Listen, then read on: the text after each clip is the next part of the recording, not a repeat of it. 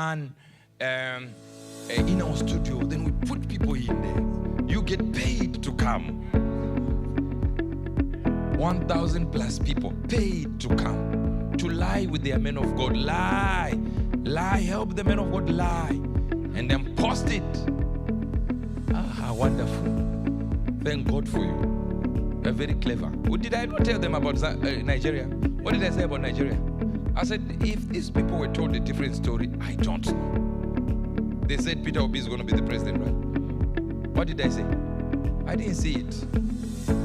I did not. You see, I made you shout 3 times.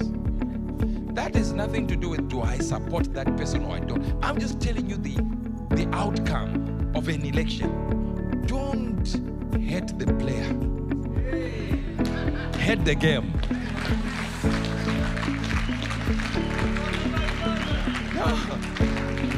Look, do I want Peter Obi? 100%. Why do I want? That's a Christian.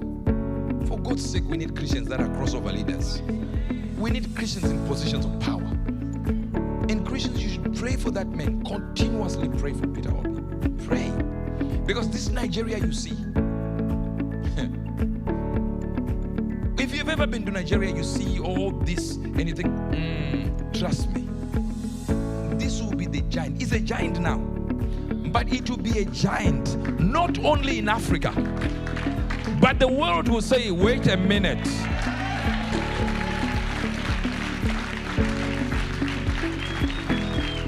And the Lord ministered to me way back when I spoke about Nigeria and the rising power in Christianity, in Christendom. When I said, I'm going to clean out every stigma attached to my people in Nigeria. And I will use Nigeria to go out into the nations. Not just to spread spirituality, but even technology, oil, resources.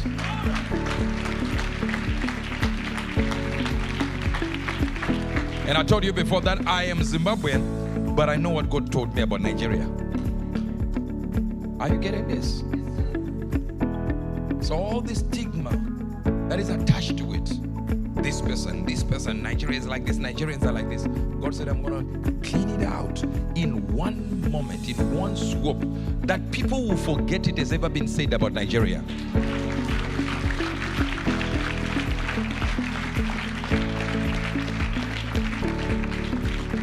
What you shall know about Nigeria is not what people talk about. People think 419, people this, crooks and stuff like that. All this, what the world has said, as if all Nigerians are like that. You need to understand Nigeria is a big country with many millions. So if out of those millions we have 20,000 people who do that, people, guess what? People will say Nigerians are like that. So I said, that stigma, it will not take me a day to remove it.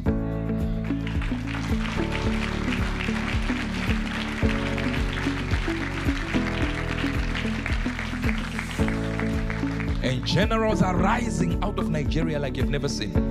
Generals in the kingdom. You might look at a young apostle. You might look at a young pastor. But wait, 3 years from now, these will be the fathers of nations.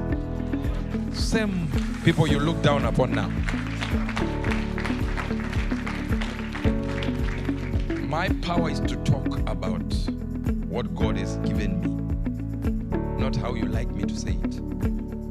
So when I said Peter Obi was not winning, it wasn't an issue of how was he not winning. And people took an issue with me when I said he's not popular in the ballot box. They took an issue. Like, no, he was popular there. Listen to me. I did not say anything. I said what God told me. Now, is a man popular? Let's just say, let's assume, my brother, that somebody stole the votes. Where did they steal the votes from? From the ballot box.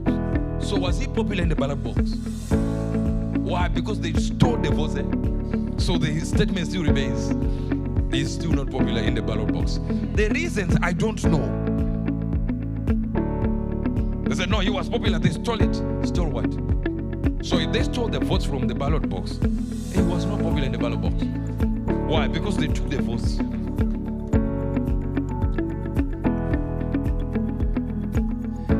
our culture is always to oppose a man who is going against what we believe and what we want.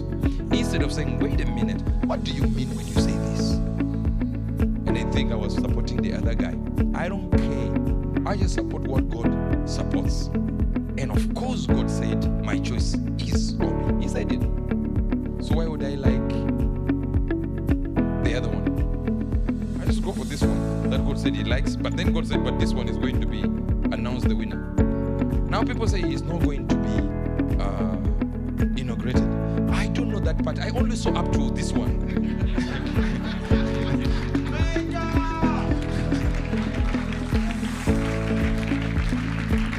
Let another one who has seen beyond me be able to what?